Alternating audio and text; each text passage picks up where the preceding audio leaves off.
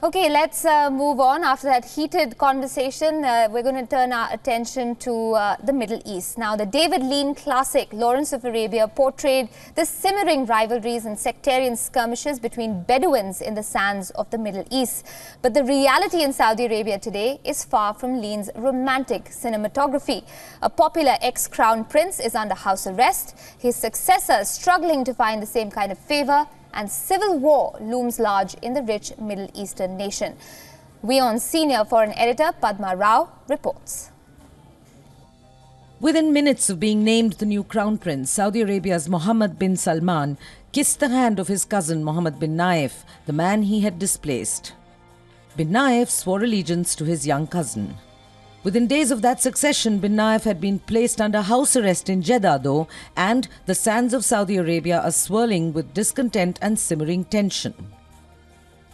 Saudi King Salman, the new crown prince's biological father, had long planned this hasty succession. He had altered the previous inheritance law to enable his own son to oust bin Naif. But the Saudi royal house is split like never before, and so are the Saudi armed forces in their loyalties. This means that should the royal house fall out within its palace, so could the armed forces of the rich oil nation. Followers of the ousted Prince bin Naif are incensed.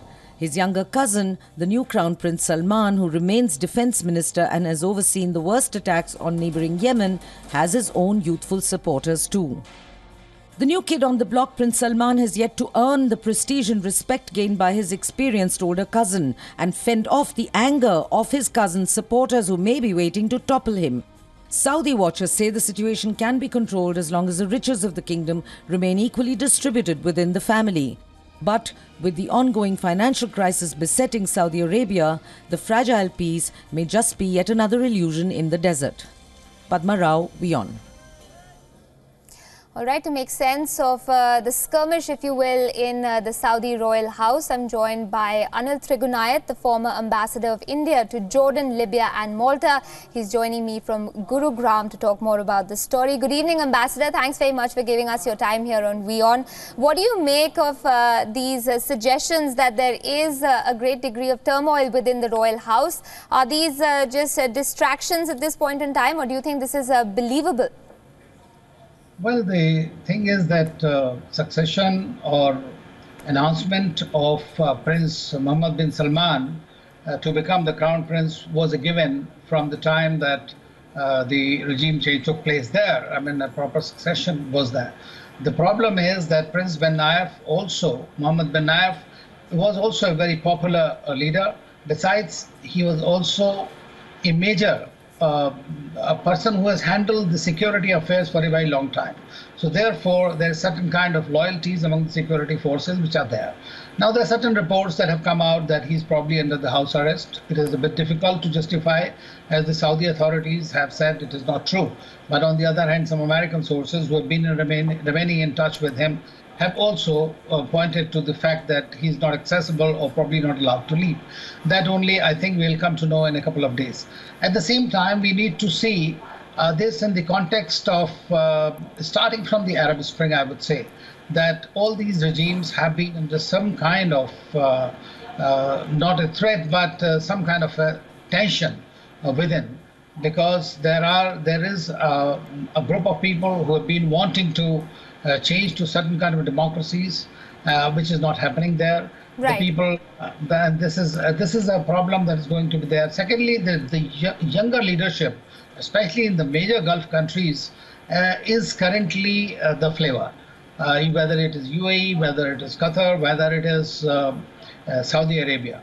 And it is a matter of time that Prince Mohammed bin Salman, who is an ambitious young man, would like to get into the main seat of the country. As such, he's driving it, having been controlling the security as well as the defense, as well as the economy, energy, and all the other relationships in the country, or the basic strengths of Saudi Arabia. Right.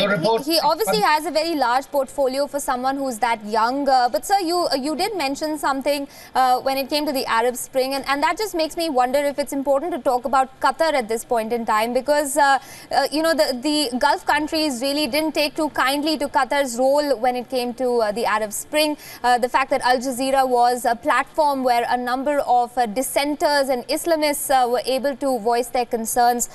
Do you think that Qatar is a significant part of this puzzle, if you will, when it comes to the shake-up that's happening in the royal family? It is possible, a distant connection, but at the same time, just coming to what is happening in the Middle East today is very unfortunate, especially in the GCC. I know I was ambassador to Libya at the time when the post-Gaddafi era, when one had seen and witnessed the hands of all the countries that you spoke about in one way or the other in dislodging the Gaddafi regime. And they were supported by the Americans, by the French, by the Italians. So all of them had their favorites, and that has caused the kind of mess it has in Libya and the neighboring. Now, the same thing is happening in Syria. I mean, they are supporting various groups and various regimes in those places, either to keep them or to dislodge them. And that is what is causing the major problem in the region. Okay. Now, coming to Qatar, what is happening is really unfortunate, because the reason, whether it is Al-Qaeda, whether it is Al Jazeera, or the support for Al-Qaeda or Al-Nusra, or different by different, or Muslim Brotherhood for that matter, which is the major bone of contention between Saudi, UAE and Qatar on the other side with Turkey. And this is basically an emergence of a kind of a fight between an old order and the new order. The new order, Qatar is representing a very different kind of mindset. On the other hand, the Saudis are trying to continue with their upper hand in the region, and they want to lead it from the front and do not want to share it with Qatar. And the only other thing that gives them this kind of a handle is to accuse the other of fomenting trouble or supporting the terrorist groups. As far as I'm concerned, or the knowledge that I have, I believe that everybody has to apportion the blame in this regard. All right. So when it comes to, you talked about, youth being the flavor of the season when it comes to the Middle East. If I can ask you, how difficult does this make for the security apparatus in Saudi Arabia, and specifically the military? Because we're given to understand that, bin Salman has been, or rather Prince Salman has been the defense minister for a long time now. But it really is perhaps his predecessor as the Crown Prince, Naif, who was a rather popular man with the security forces as well. Do you think this contains or causes a certain amount of confusion in the ranks in terms of who to owe allegiance to? Well, definitely, because it happens. They are a tribal society, and in the tribes, as you know, that your leader is the foremost person that you owe allegiance to, and therefore, in the military and in the security apparatus, these personal loyalties count a great deal. And we have seen in the past in Saudi Arabia that there have been problems, there have been assassinations, there have been change of regimes and all that. And this is something that one is worried, because there were some reports that even some Israeli troops or forces were present at the time when the change took place, when Prince bin Naif was removed and Prince Mohammed bin Salman was appointed the Crown Prince, although he was a deputy Crown Prince.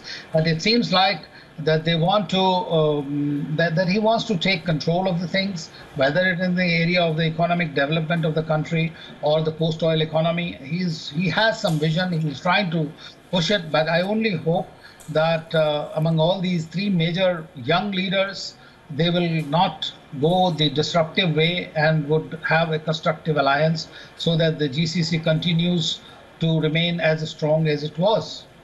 All right. We leave it at that, Ambassador Anil Trigunai. Thanks very much for joining us with your perspective. We'll keep track of the story, of course, but on that note, thank you very much.